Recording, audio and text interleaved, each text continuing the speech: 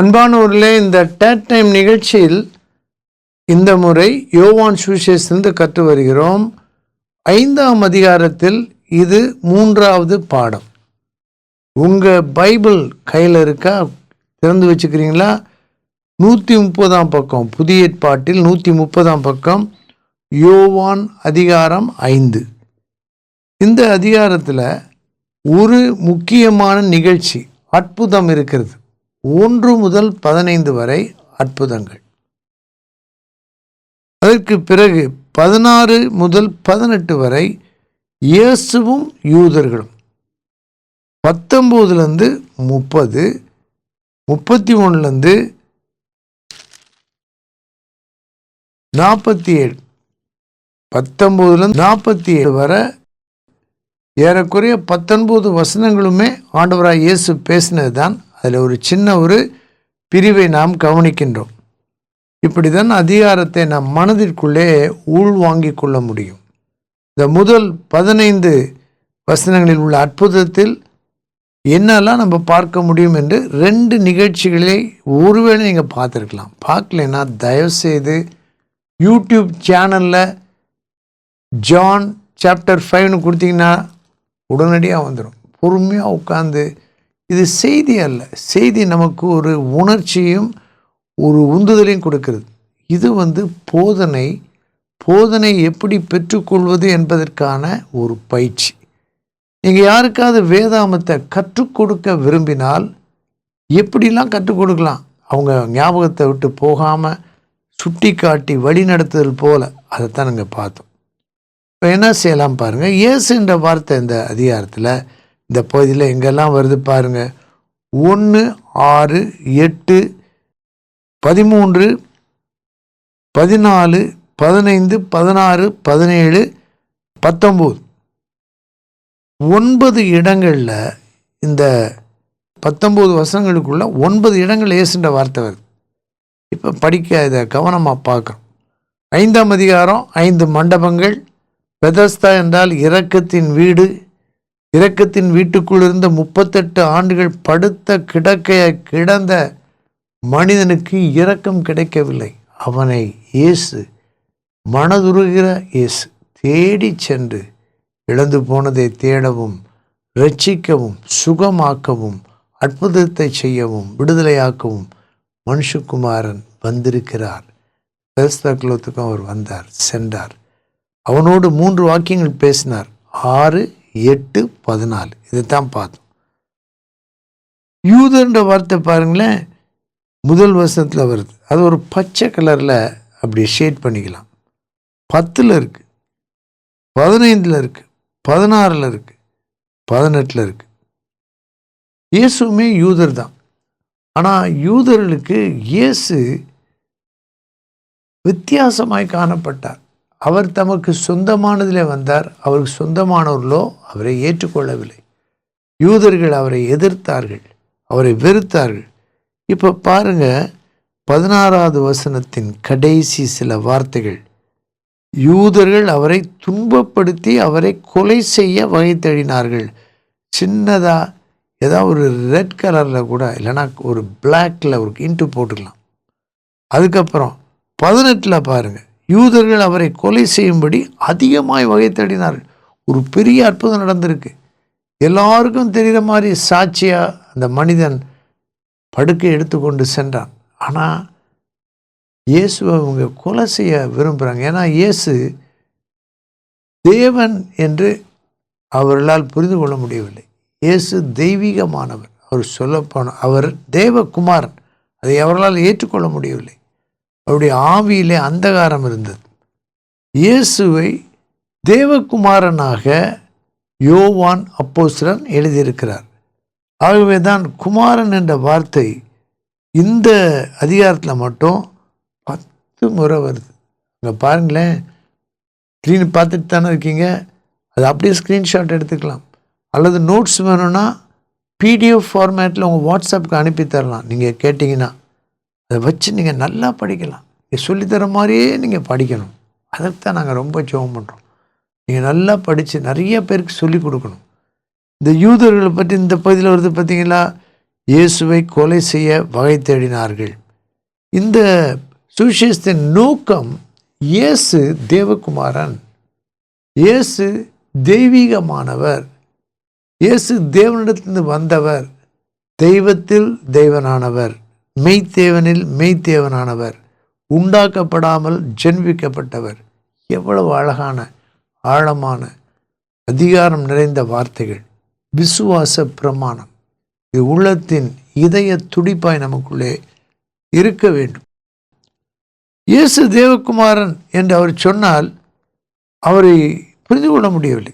ஆகவே தான் அவர்களோடு விளக்கமாக பேசுகிறார், மெதுவாக பேசுகிறார். 19 47 வரை இதை பற்றி தான் அவர்கிட்ட சொல்கிறார், யூதர்கிட்ட சொல்கிறார். யோவான் சுவிசேஷத்தில் பார்த்தீங்கன்னா வரிசையாக 3ஆம் அதிகாரத்திலேருந்தே நீங்கள் கவனிக்கலாம். சொல்லப்போனால் 5 அதிகமாக கவனிக்கலாம். 5, 6, 7, 8, 9, 10, 11, 12 எல்லா அதிகாரங்கள்லேயும் யூதர்கள் இயேசுக்கு விரோதமாக கொலை செய்யவே விரும்புகிறாங்க. இந்த மாதிரி படித்தா தான் இது நமக்கு புரியும். இது எல்லாம் படிக்கலாம், இந்த மாதிரி படிக்க முடியும். இப்போ இந்த பகுதியில் 131 பக்கத்தில் பிதாவும் குமாரனாகிய இயேசுவும் அப்படின்னு மேலே எழுதிக்குவீங்களா? பிதாவும் குமாரனாகிய இயேசுவும். பிதான்ற வார்த்தை 15 முறை வருது, குமாரன்ற வார்த்தை 10 முறை வருது இந்த அதிகாரத்துக்குள்ள. அப்போ லெஃப்ட் சைடில் இந்த முதல் பகுதியில் அற்புதம், அடுத்த பகுதியில் இயேசு பேசுவதில்லை. 131 அதிகமாக பிதாவும் குமாரனாகிய இயேசுவும். இப்போ பிதாவானவர் அதை ஒரு லைட் ப்ளூவில் ஷேட் பண்ணிக்கலாம். அப்போ பார்த்த உடனே தெரியும் எங்கெல்லாம் வருது பிதா என்ற வார்த்தை. 17, 18, 19, 20, 21, 22 பார்த்தீங்களா, வரிசையாக வருது. 23, அப்புறம் 26. இப்போ மறக்காது. அடுத்த வார்த்தைகள், பிதாவானவர் குமாரனிடத்தில், பிதாவானவர் மரித்தோரை எழுப்பி பிதாவை கனம் பண்ணுகிறது போல, பிதாவானவர் தாமே பிதாவையும் கனம் பண்ணாதவனாக இருக்கிறான், பிதாவானவர் தம்மில் தாமே ஜீவனுடையவராக இருக்கிறது போல. இப்போ இந்த செக்மெண்ட், இந்த பகுதி நல்லா மனசுக்குள்ளே இருக்குது, ஆழமான பகுதி. முக்கியமான குறிப்புகளை மட்டும் நான் சொல்லுகிறேன். இந்த பகுதியில் என்ன சொல்லப்பட்டிருக்குன்னா, இயேசு என்ன சொல்ல முற்படுகிறார்? அவர் தேவகுமாரன். பிதாவானவருக்கும் அவருக்கும் மிக நெருங்கிய உறவு இருக்கிறது, ஐக்கியம் இருக்கிறது. இயேசு பிதாவை சார்ந்து இருக்கிறார். பிதாவையாலே அல்லாமல் வேறொன்றையும் அவர் செய்ய மாட்டார். என்னை கண்டவன் பிதாவை கண்டான் என்று சொல்கிறார். இந்த பகுதியில் 2 முக்கியமான காரியங்களை கவனிக்கிறோம். 21ஆம் வசனத்தில் என் பக்கத்தில் ப்ளூ கலர் பென்சிலில் ஆர் என்ற இங்கிலீஷ் கேபிட்டல் லெட்டர் எழுதிக்கலாம். ஆர்னா உயிரோடு எழுப்புதல். அதை வாசிப்போம். பிதாவானவர் மரித்தோரை எழுப்பி உயிர்ப்பிக்கிறது போல குமாரனும் தமக்கு சித்தமானவர்களை உயிர்ப்பிக்கிறார்.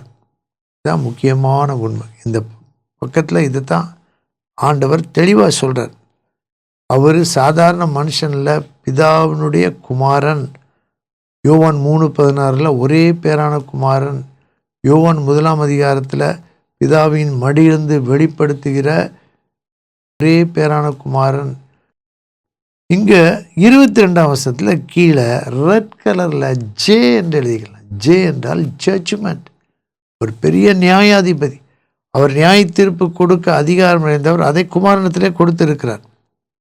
இந்த ஜீவன் என்றால் இறை உயிர் அல்லது நித்திய ஜீவன். மனித உயிர் நம்மை விட்டு பிரிந்துவிடும், தேவனுடைய உயிர் அப்படியே தான் இருக்கும்.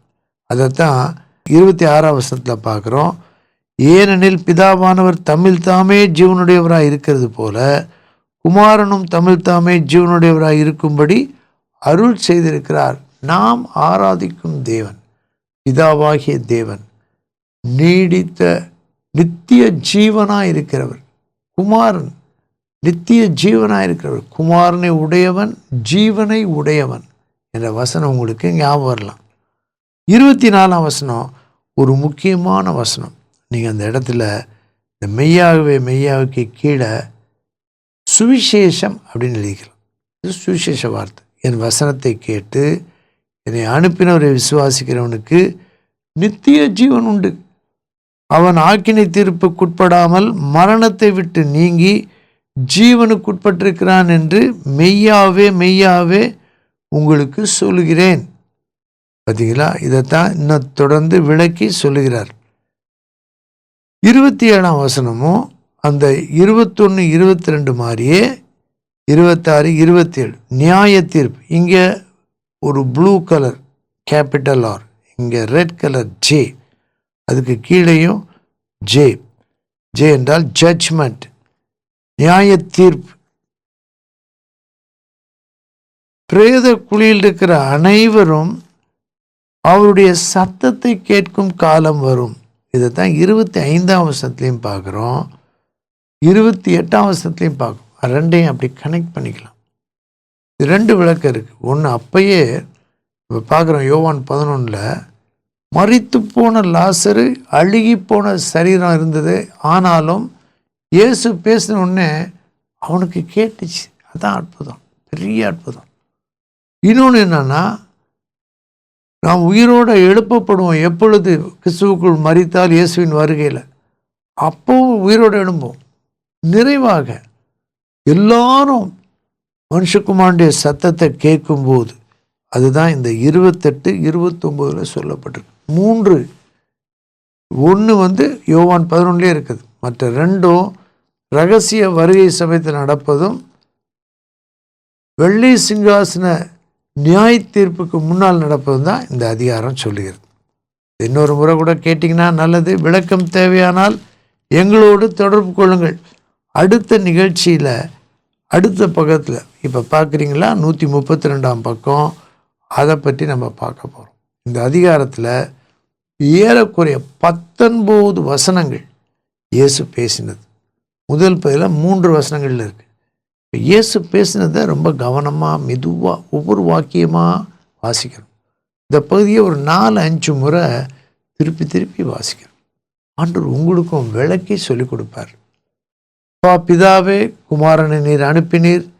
நீர் நித்திய ஜீவனை உடையவராய் இருப்பது போலவே குமாரன் நித்திய ஜீவனாய் உடையவராய் இருக்கிறார். அவர் நித்திய ஜீவனை கொடுப்பதற்கு பிதாவாகிய தேவன் அதிகாரத்தை கொடுத்திருக்கிறார். இயேசு கிறிஸ்துவை தேவனுடைய குமாரன் விசுவாசிப்பதனால நித்திய ஜீவனை நாங்கள் பெற்றுக்கொள்கிறோம் என்ற யோவான் 20:31 வசனத்துக்காக நன்றி சொல்கிறோம். இதை பெற்றவர்களுக்காக நன்றி சொல்கிறோம். இயேசுவை ஏற்றுக்கொண்டவர்களுக்காக நன்றி சொல்கிறோம். இதுவரை நித்திய ஜீவனை பெற்றுக்கொள்ளாத ஏராளமான லட்சக்கணக்கான மக்களுக்கு ஆட்சேபிக்கிறோம்.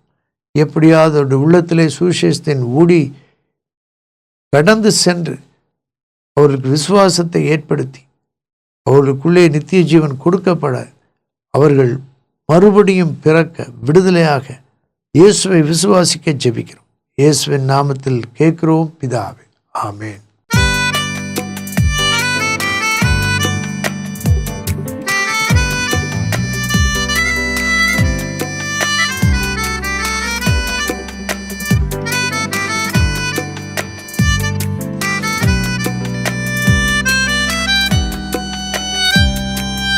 என்னாண்டவா என் நேரமும் உந்தனை தூதித்து பாடிடுவேன். என் உள்ளம் பொங்கி பாடிடுதே. உந்தன் துதி என்றும் பாடிடுவேன். உந்தன் துதி என்றும் பாடிடுவேன்.